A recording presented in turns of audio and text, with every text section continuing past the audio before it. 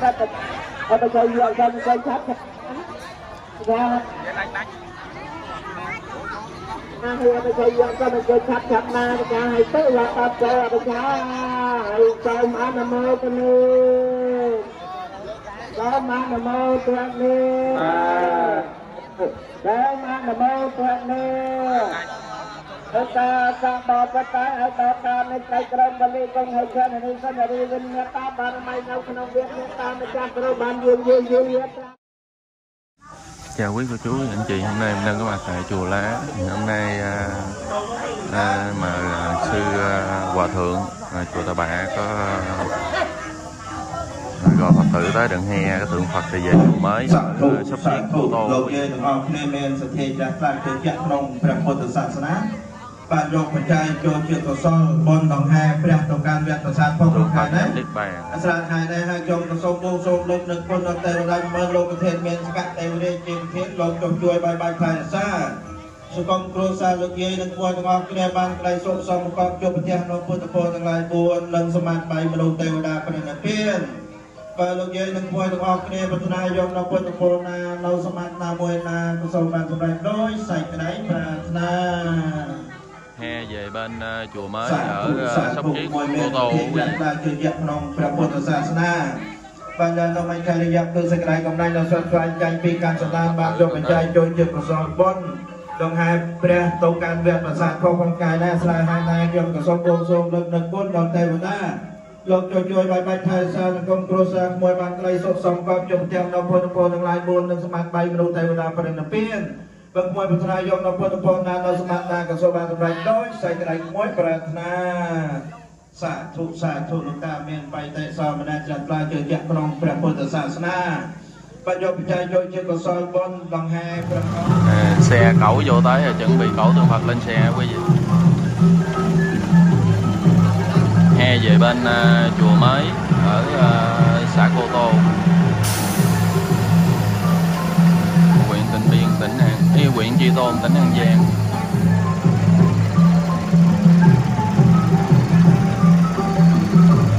Tượng Phật luôn, tượng Phật đứng với tiền Phật nhập niết bàn.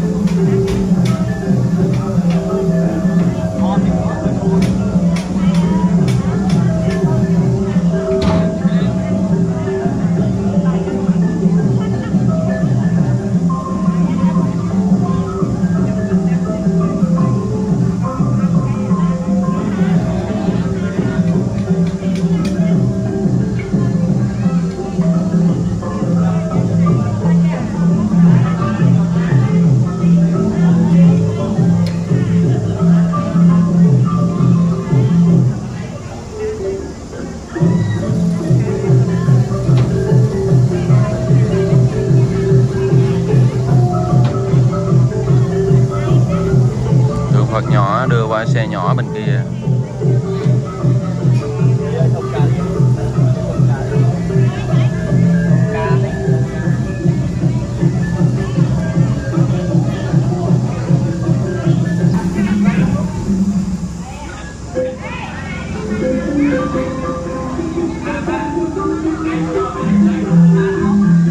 Tới tượng Phật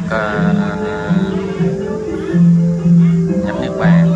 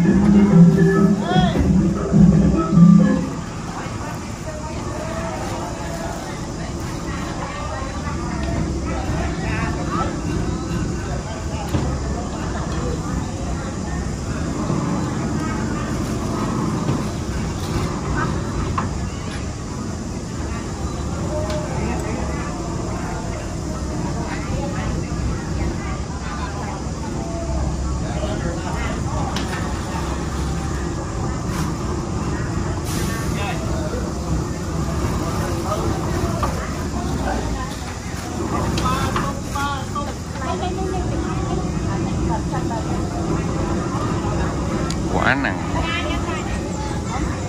Đây là hòa thượng chùa Tà Bạ quý vị.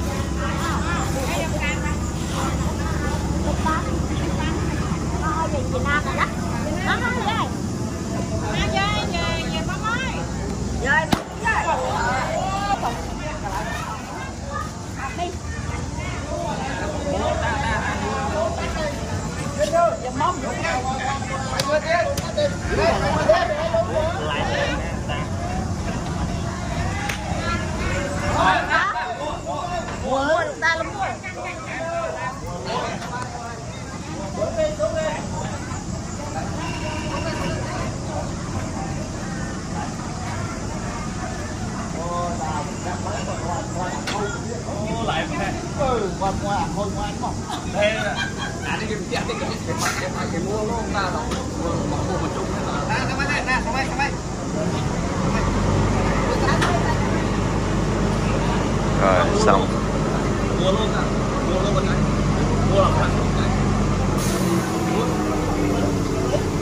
Rồi đi xuống chùa mới, khẩu An Vị ở chùa mới với quý vị.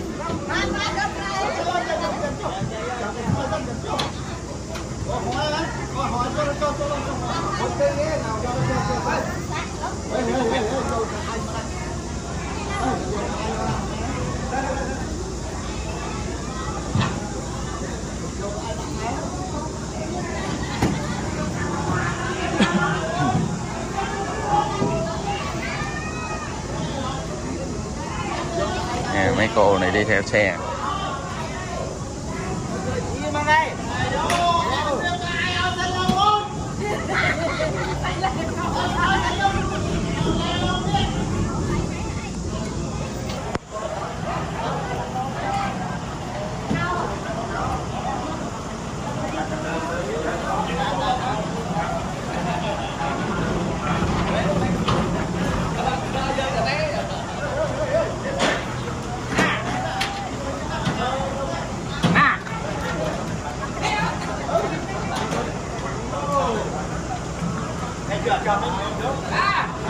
Còn hai cái tấm bia đá đó. Hai tấm bia đó nữa.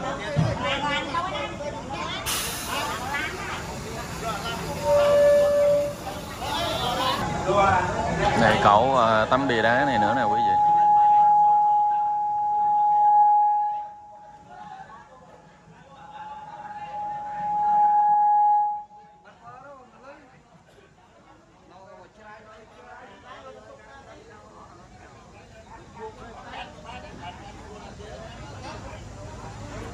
Với cậu 1 tấm, 2 tấm, bên đó 1 tấm nữa.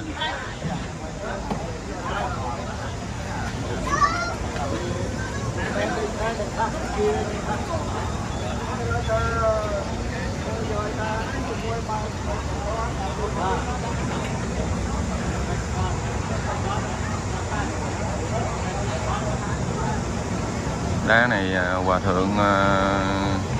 đặt ở bên Campuchia quý vị. Tượng Phật này cũng gì đặt ở bên Campuchia.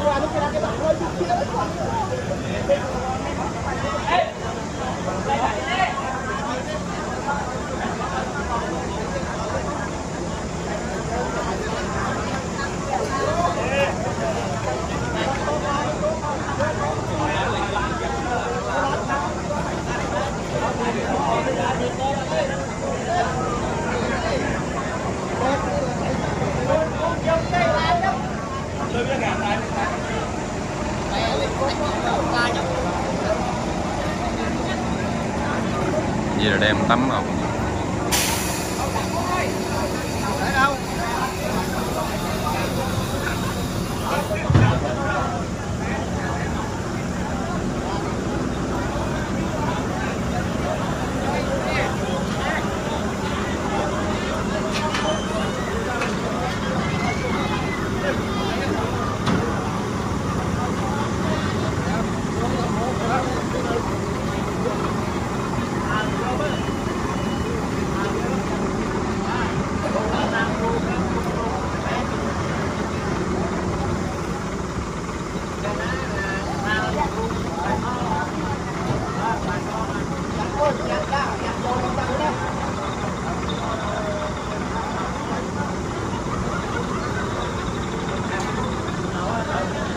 các vị sư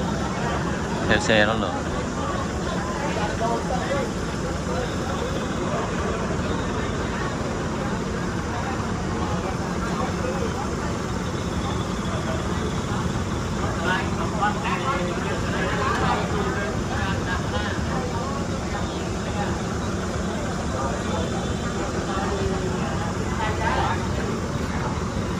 Rồi,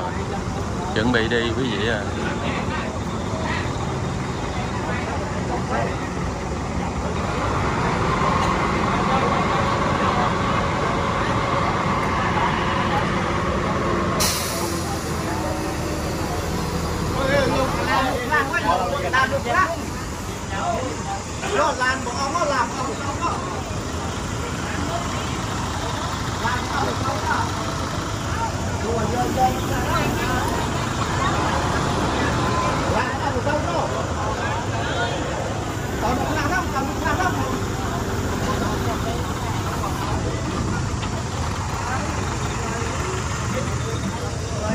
Chuẩn bị đi. Rồi xe chuẩn bị ra.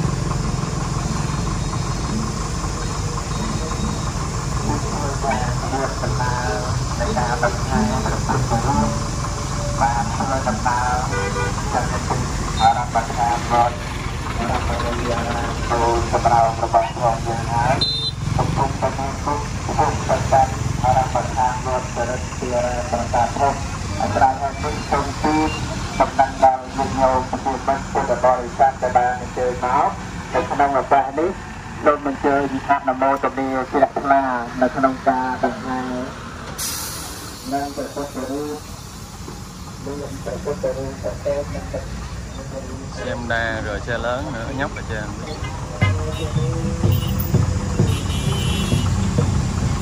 Rồi, mình đi trước.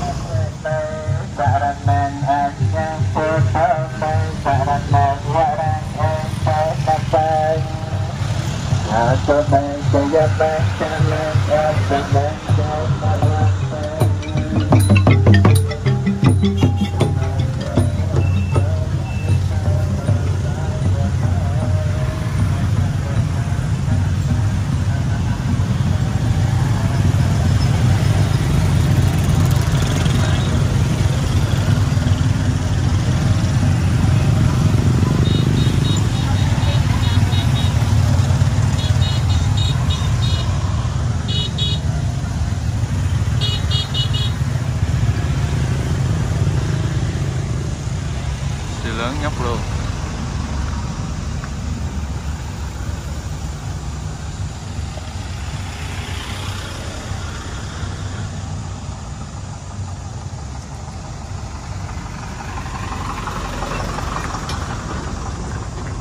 Còn tốt làm sao nữa rồi quý vị.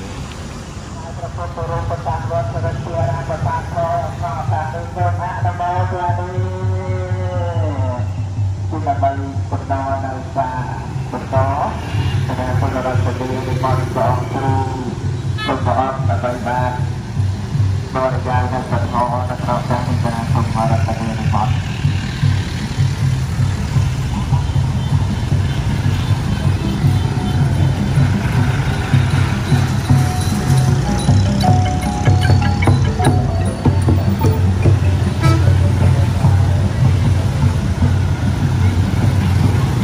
quá đông luôn.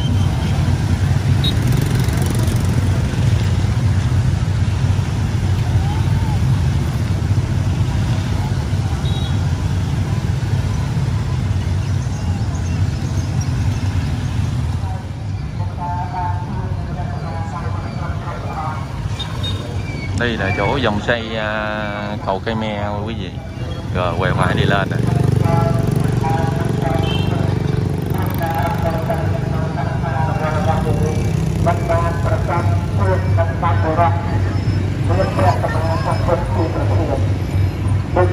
จะเพื่ออันจักรารวัตถุจักรแต่เรื่องใหญ่โตเรื่องปีบังคับเรียนแต่การได้บานเรื่องเรื่องกำเนิดการตรวจอัมเรศมาสัมพุทธบารมีสุริย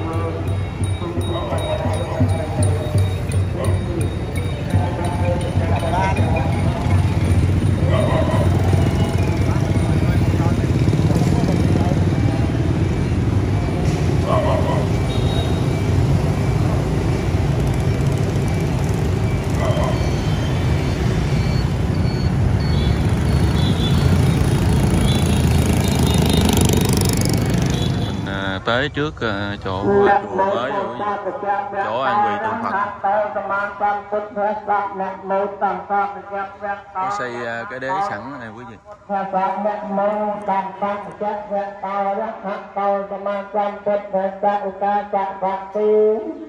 Tam mây cho ra trời tì đi xây khá ra ta mây chân các lời thương miền mây kết xây rập tới trực dân mây tặng rồi dân nạc ta hát mây lên mà văn mong là hơi tới cùng mẹ chắc dân và tây viên sân lẹ thần lang mây cho mây nhạc kẹt văn thông và nê xưa kẹt thăm ba con và tôi dân môn đi mẹ ra vay cho ngang ca tôi vương mấy cho non công phẩm mẹ cho văn ca lớn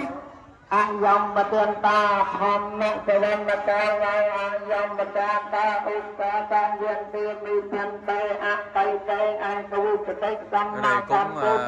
rau củ quả đủ thứ nha quý vị. Các loại đậu nè, rồi lúa nếp. Vài bằng tông Phật Phật khang tam mà phơi môi ông tập bạc một tiền rồi lên Phật Phật Phật và say trong ăn là tu tập Phật Phật khai tập bạc họ Phật Phật vinh tập phú. Còn trong đây là chỗ chánh điện cũ ngày xưa của chùa mới quý vị. Đây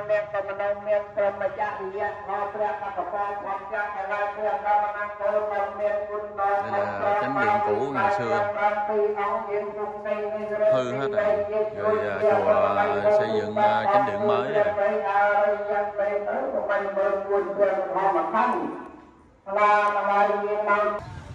Đây là chánh điện mới của chùa mới nè quý vị. Cũng xây được hoàn thành hết rồi. Không biết chừng nào lễ khánh thành kết với Sema quý vị.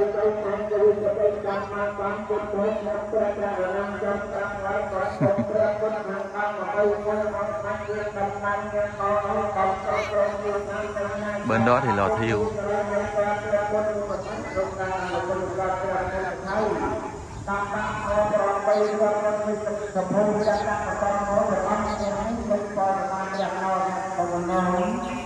Này mình vô chánh điện quay cho quý vị xem.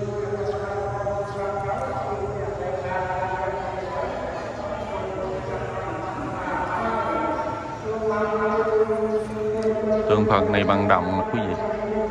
an vị mấy năm trước rồi. Rất đẹp luôn.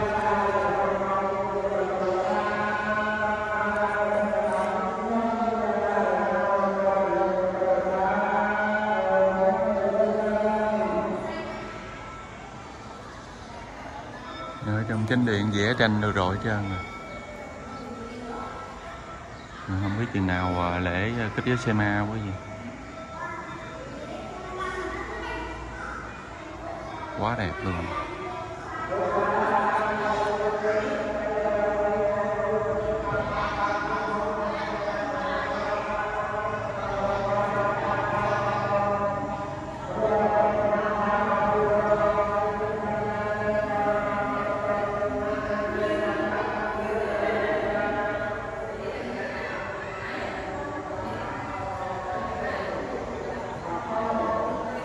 Đây là phía trước chùa mới nha quý vị. Cái cổng xây chưa xong, khi nào cổng xây xong rồi khánh thành chánh điện luôn. Thì đoàn he tượng Phật cũng tới rồi quý vị.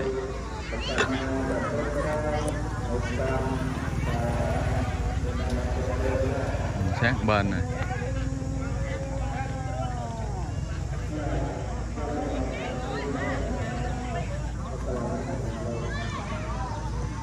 Phật tử ra đón với các vị sư. Ở đây là chùa mới ở xã Cô Tô,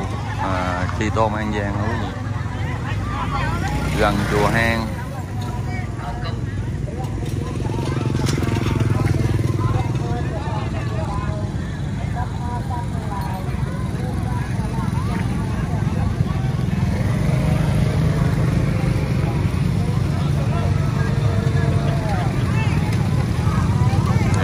Khmer người ta có tiền tới đâu để xây dựng tới đó quý vị, hết tiền nó ngưng.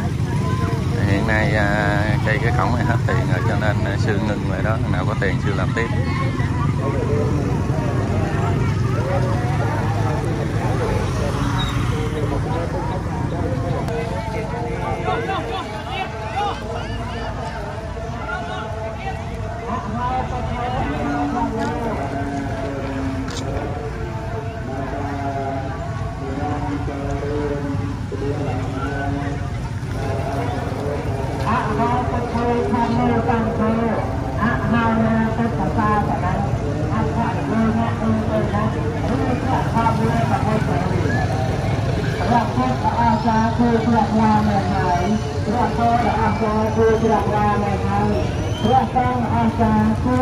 Quá đông luôn quý vị ơi.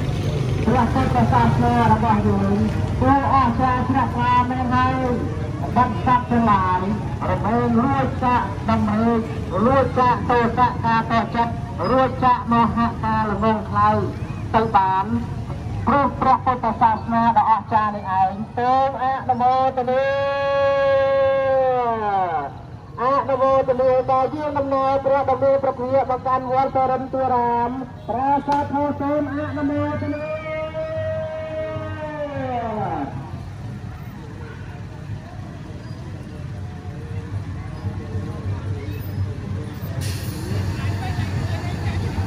เอกะธรรมโม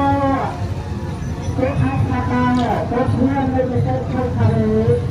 เพื่อให้ตาเจ้าเรือตาหรือเรื่องเนี่ยตาวัดตะเตะเพราะไอ้เรื่องพระพุทธเจ้าเป็นพระเจ้าของเราในไอ้ไอ้เป็นเรื่องที่เราไม่ได้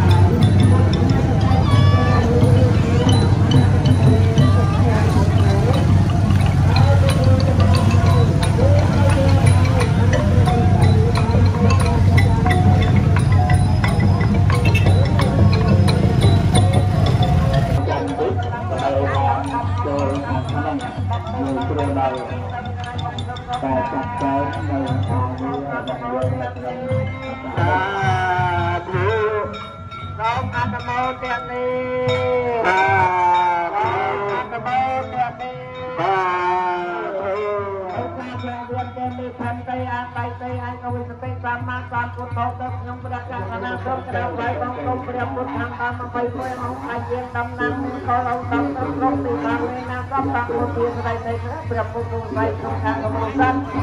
เรียกกดสังไอต้องตักหอบเราไปเรียกพุทธคุณเรียกกันต้องหอบเรางานนี้มาตักด้วยทางเจ้าไม่ใช่เรียกหอบเรียกต้องหอบเราจังเลยมาตักด้วยทางเจ้าต้องเราเราบุญบ้านบองบองทรงตัวสุริยมาตักด้วยทางเจ้าทางเจ้าทำมุกกะลาตู้ทำไมมึงบุญเบียร์ประคองมาคันเพียงมาเสียสังไปช่วยช่วยเลิกเจ๊ตาเปรี้ยวไม่เสียตัวกะลาเปรี้ยวอับแฉกไปเตะขาเรียกกันไปกองขโมยแฟนอะไรอยู่กองนอกกลุ่มที่มาล็อกตกกลางกะอาระกันยังกระเราไม่ยอมประกาศนาความอาระกันยังต้องปัดเอาสุดยอดมาเนี่ยมาต่อเอาใจสู้โซ่มาเนี่ยเป็นคนเลือกสองอันโมเตเน่สองอันโมเตเน่ที่โซ่มาเนี่ยครับเอาขาดนักพุทธะปาตมวัดลายจากโบราณเป็นยังอาแค่โยจากเรวตาเป็นขณะกับสปอพุทธมีเรื่องโยจากเนี่ยก็ลงมาจะมีจากโนโมโกยักไปจากในเดือนเราตะเรตาเนี่ยก็เป็นน้องเจริญการในอะไรยังไม่ได้ยับปัจจุบันจากขอสังคมอาการเป็นจากตีบังกรอนเนี่ยแค่นี้เนี่ยแค่กเวกไปพุทธะประดับตาเป็นจากตื่นใจแต่บางคนช่วยสมรู้สมรู้มาพุทธะมาเกิดจากโบราณจากเดินอาเป็นเรื่องปัญญาไม่นำปีเปลี่ยนปุ่มยังบางใครใครบางเรื่องใครยังเป็นอาเป็นปัญญาไม่นำปีเปลี่ยนปุ่มยังเราจะมาจะพัฒนาจะไปล้างจะเปลี่ยนคนให้ประกันเราจะไปล้างทุกคนจะไปล้างจะมาจะเปลี่ยนกันเปลี่ยนมุกุฎเนี่ยเปลี่ยนมาเปลี่ยนการจีการจีเป็นมาเลยไปในอากาศจะเป็นไปไปล้างจะตัดของ bao căn của ma đẹp đặt tay đặt bay chuẩn bị đổ tượng Phật lên nè con ăn mơ tên mà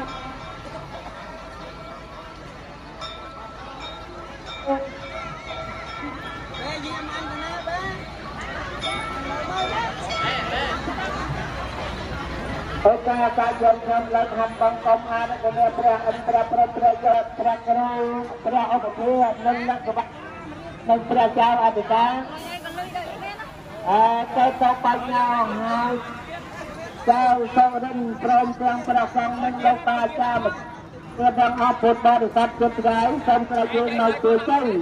ส่วนกระพงเรียกชาตกยังประกาศนาคอาระสมอาระกันเนตไรกรมเลยกรมให้เพื่อในสนริวันในตาบารมีในขนมเรือนงานมาจากกันเนี่ยตามาจากพระมาจากทัศมาจากได้มาจากปริตรุษาประกงเตี้ยแก่โต๊ะประทุมประพรมประสนประไปกับประสงยาคมไรใจมองประตูกยาผิดคอยในตัดธรรมังอาหิอาระกันนังอาหิเอวชัยสมชัยชับนาอัตชาให้เตวัดตะโกอัตชาให้ตักเตยังอาระกันนังอาหิอัตชัยสมชัยชับชันนาอัตชาให้เตวัดตะโกเยอะตำบลอ่างล่างก็อาหิอัตชัยสมชัยชับชันมันได้ทุกอาให้เตวัดตะโกอัตชาให้สมอนุโมทนานะเอาล้อมอนุโมทนาสมอนุโมทนาโอกาสการยกยำเราทำพร้อมกันอาริตเนปราอันตรพร้อมเตรียมยำเรื่องเจ้าตกเมียเนียเปรียววิสพรโคสกังการไฟเตรียมเปรียววิสกรรมสมจะได้ยืมมาคุยจำโคเสียอาภรได้เกิดยมประกาศนะสมอาริตเนอัพพยมโยมประกาศโคเสียอาเปรียวประกาศนำโลกเรียนสำราญประกาศก็ได้เนี่ยการโคเสียเอาประกาศไปเลยไปเลยการนะโคเสียนะสมอัพเตวดารับอาจารย์สมัครได้ยืนหมดอาจารย์เราโดยถูกกระดับไงมีการนำรถเรือให้เพื่อใช้เราบอลเพื่อเอาไปเชื่อนั่นแหละสวัสดิ์หายใจซึ่งนั่งประชาอาจารย์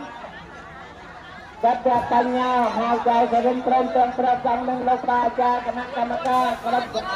ดับไม่ชัดทางแต่การก็มาร้อยเป็นตัวมาตามก็น่าโตโตที่ให้ตัวมาตามกันอีกที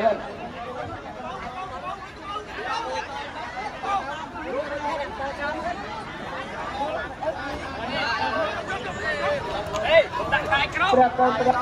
ประสัญญาคนไทยคือนะเอาตัวเราตัวยักษ์กับตัดทักมังอามา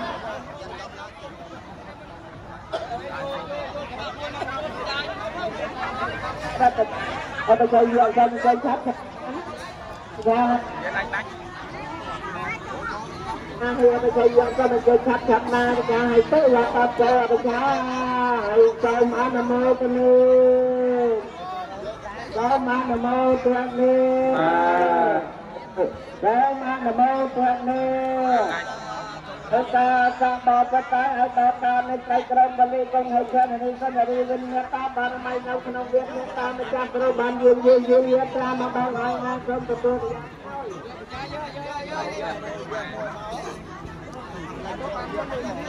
ใจเราพออย่างนี้หาเงินบางอันเตรียมการเรียนเตรียมใจจำเป็นปลายใจกระพุกเด็กเนี่ยมาเรียกตุกโบเชียจูนเต้ามันเขาเมียนเตรียมปลายเมียนตามาดังลงตรงกับเมียนเตรียมเราเอาก็โปรยคนนั้นก็ไว้หน้าโปรยยังไล่ติดอัพตัวกระดำเคยมาลุงกระบะกันปรำตีปรำกาปรำก็เป็นสมัยก็จอบประกอบอาการไปเมื่อเดือนกรกฎาคมกระบวนการศึกษาประกาศประมาณประเรียนตามระเบียบยังจำเป็นไปยังบัตรมาอามาการไอเลี้ยงแม่ตัวยังอามาการไอเลี้ยงแม่ตายังอามาการไอเลี้ยงเลี้ยงสมอนุโมตัวนี้สมอนุโมตัวนี้สมอนุโมตัวนี้โอกาสจะไปถึงบริจาคมือตุสังขะตาตาเขาโบเชียมือสมอนุโมทนาโอกาสจะทำให้นบรูปะเขาโบเชียมือสมอนุโมทนา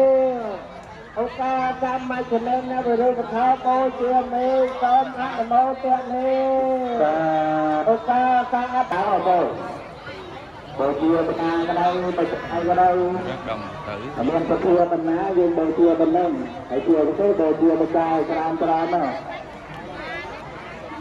ก็ไอ้เงินเดือนนะประมาณโบเชียให้ดูจะกลายไม่โต là đi vào này nó không biết hàng lớp tôi thầy bạc ca nó vô bên ca tức là lại là nó lên cúng bông cái gì bạc ca đây một ngón can đây rồi người trong cái vai ba cái nó bạc ca tới rồi bài mình ca tới thì về mà cái bài nó phải làm rất rồi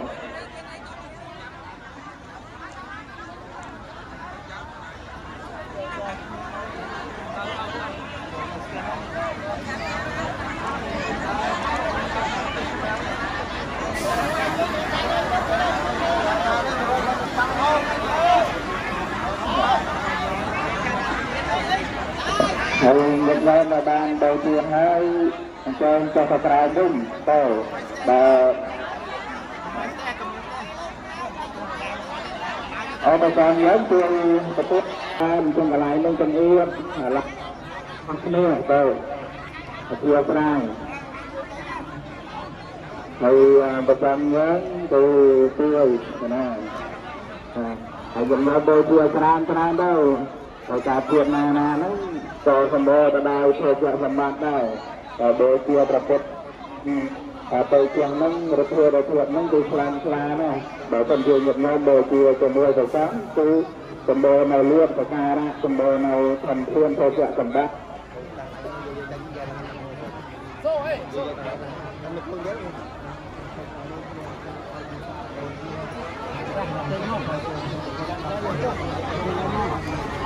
ở Việt Nam với sao mình chơi trang làm tu đi thích rồi lại làm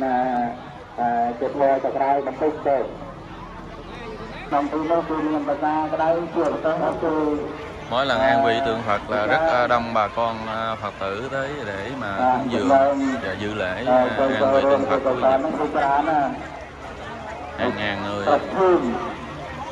trang làm tu tôi cầm rau ra lên trăng trơ ra hết mà lên bà tơ nó vừa đan tôi đã la nó tôi ra đó nhìn nhau ra la an vị xong là quý vị nhìn nhau là nó con mà đa là chơi một đa thực đây tôi mà đây vừa prasad hết đang ở xa đẹp này nhìn nhau là nó vô ai thà chỉ lo từ nay á tôi và bạn chơi một đa từ nay những nơi là ba đang chơi mà bạn thấy trong tư phần A cầm san là từ na là ban này từ hồi chiều sáng từ trà hữu hiệp này trà hữu hiệp này nhìn nơi là hàng cao mình chơi hàng thông minh tương chỉ hòa thượng chùa Tà Bà quý vị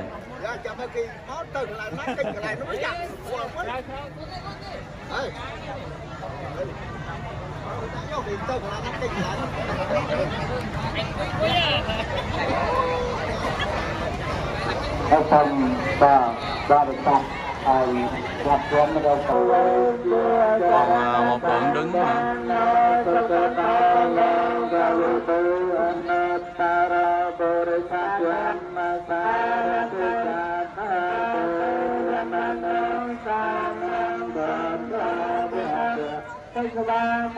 ta ma ca wa ta ma sang ca tu ca ca ca u ta tu ca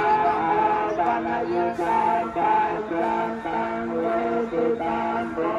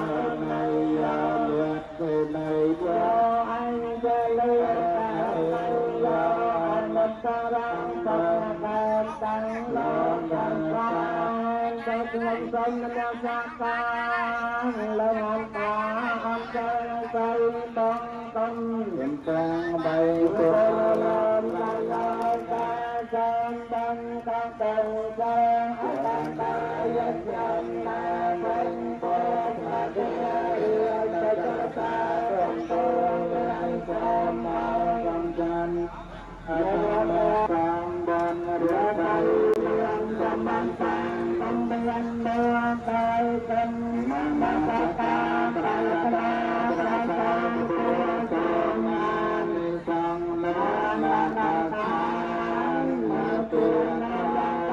Silakan mang can can can ya ma ka ya nau lai cha na sa tu ra sa sa tan ga tan ga san pa sa ya na an ya ya san pa sa ya na can can ya ba lang mai an sa pa ya ti ma lan ma ta ya tan ga tan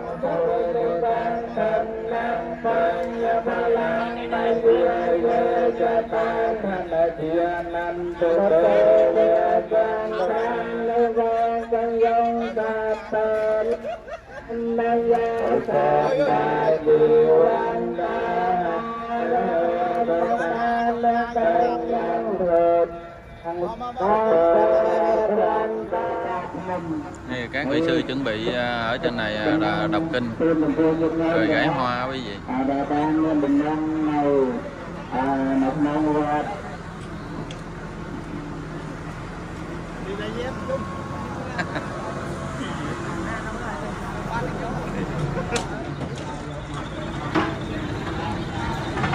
Này, chuẩn bị đọc kinh gảy hoa.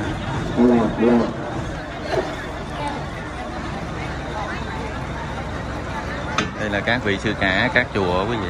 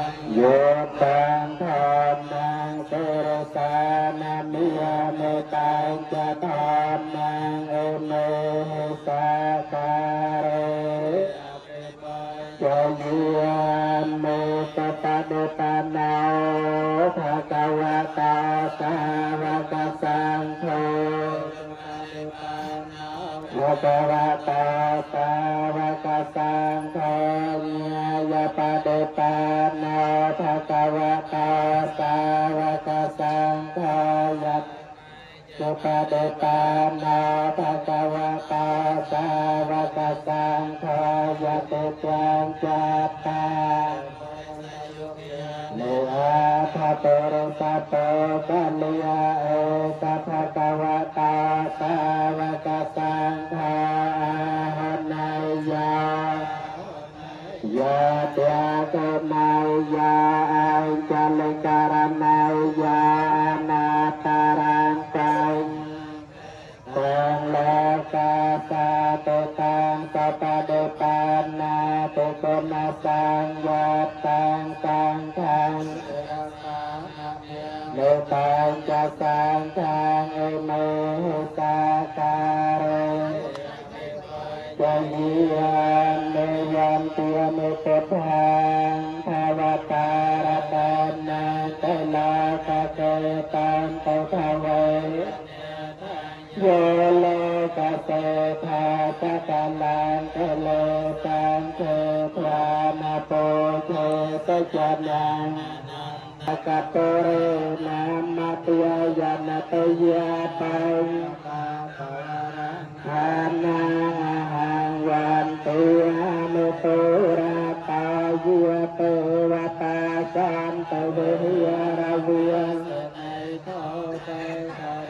ปะเตกะเรตะหังตาธรรมติยเนนะภวันตโปจิตาสาทังการันเตทาวิหิยโทราจมาเชียนวากาจะเพขวสารามิกาติยนาปไตยโอปาสิกาตังสารนังยะชามิสังยะชาเมตตยามเมตตังสารนังยะชาเมตตยามเมตตังสารนังยามเมตังกังสารนังยะชาเมตยามเมตตังสารนังยะชาเมตังนามาการะนาทิยเวนะหันตวาสะเป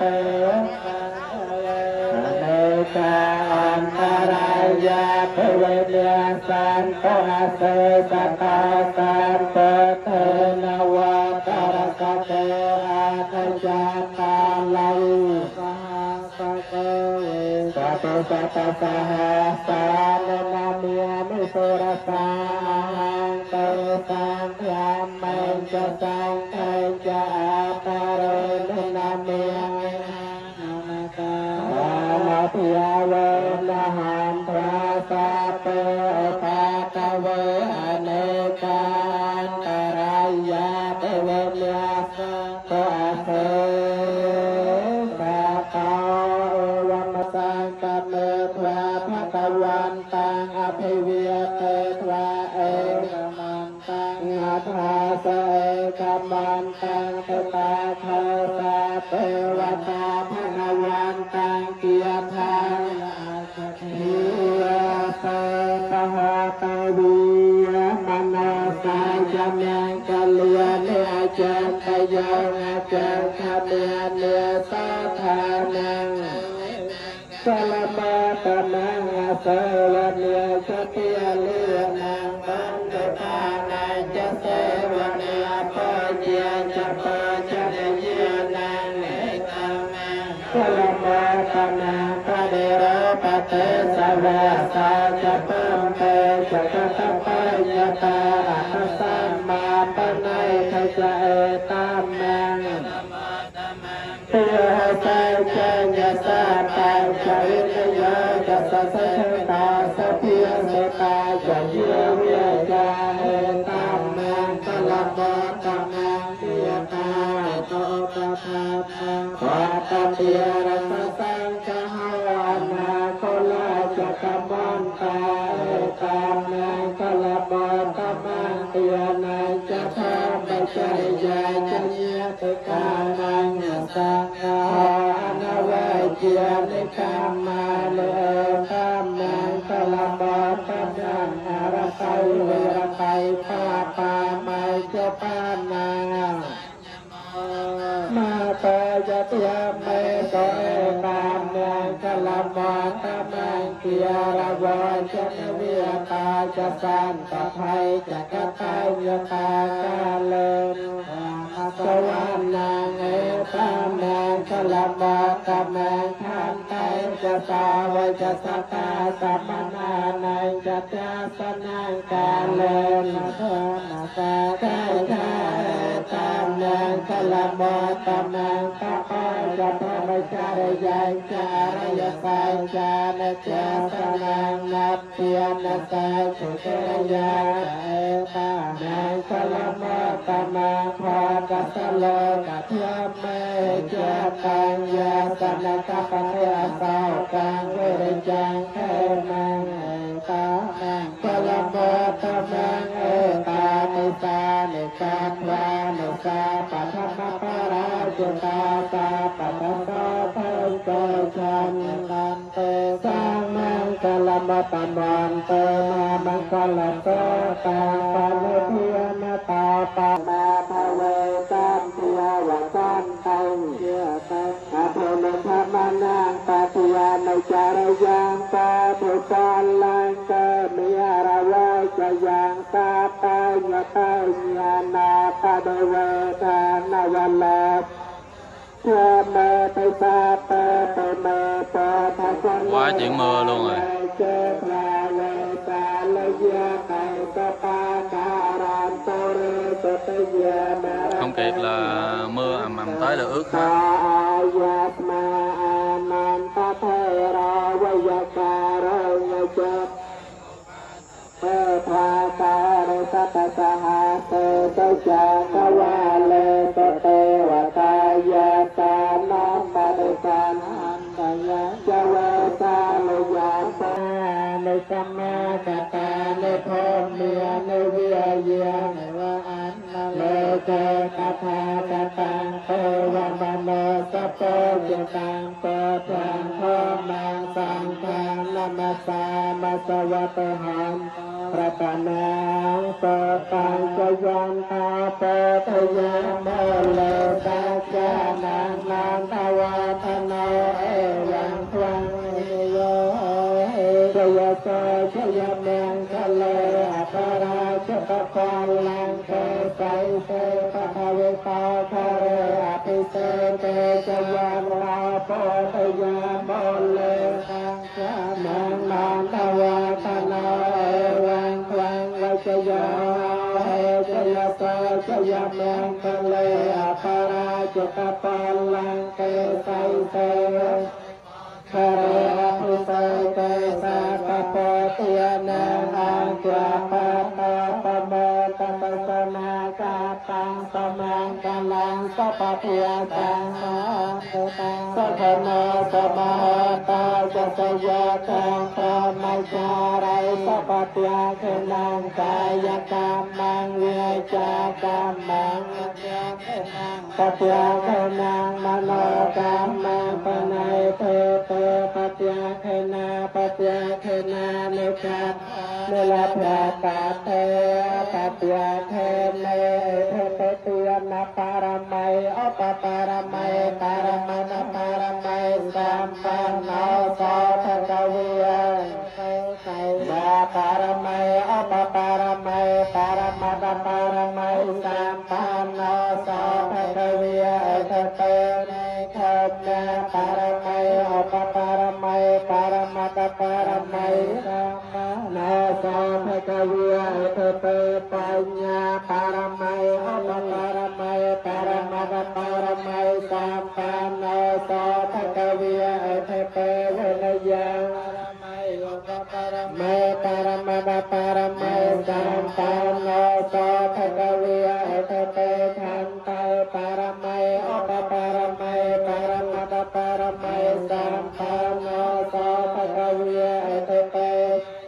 ปารมัยอปปารมัยปารมัณปารมัยสัมปันโนโสภะคะวิยาเทเตเททานาปารมัยอปปารมัยปารมัณปารมัยโมโสภะคะวิยาเทเตเมตาปารมัยอปปารมัยปารมัณปารมัยสัมปันโนโสภะคะวิยาเทเตเตทาปารมัยอปปารมัยสัมปันโนโสภะคะวิยาเทเตเตียสาปารมัยอปปารมัยปารมัณปารมัย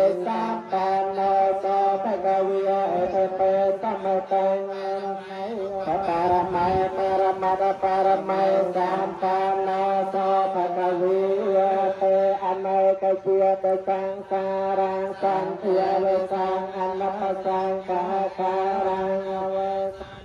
โตทาเจียสัพพะปนังกหาการกตันทาสัพพะเกหังนาคาเตปาปิยเตภาโตกาภะเกียภะกหะโตตังเวสัง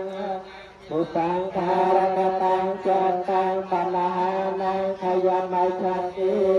เตอายุวาทกาธนวาทกาจรวาทกายสวาทกาตวาทกาวนวาทกาสังขวาทกาหันตสาปฏิยตกรกทยาเวริยสากาสัตเตจปาตเวีย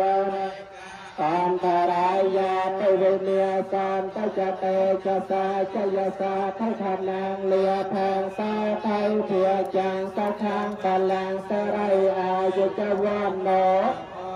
เวเทจยาสวาสตวาสาจอายุจาจีวสเทวภาวันโตเตสัพพิติยาวิเวจันนสัพเมื่อเตภวะความนารายาสกายติเทียยุกาภวะภเวตนาไสเลสเนจังวาเทียปจายโนวัดเมียวะทานเตอายุวันโนเตชังเตเล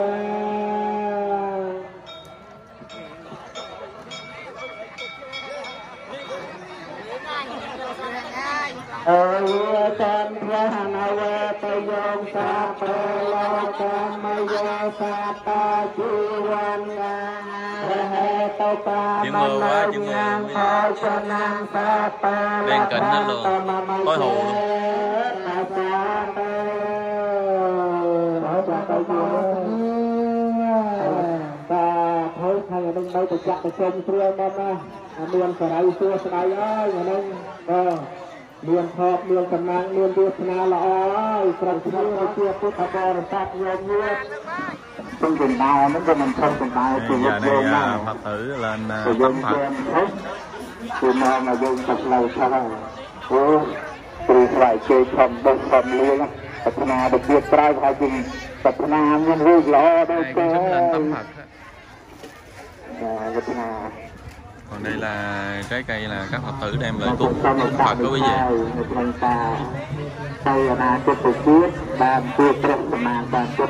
Đủ loại trái cây hết.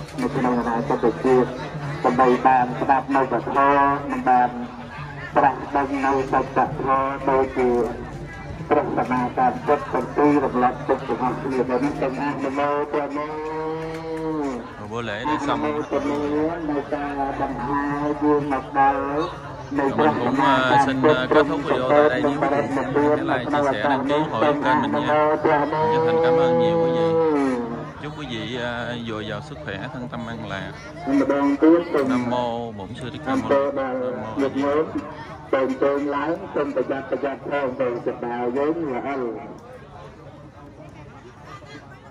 Phật. Đây là sư cả chùa mới này nè quý vị. Còn ngày ngồi là hòa thượng chùa Tà Bà, Chi Tôn An Giang.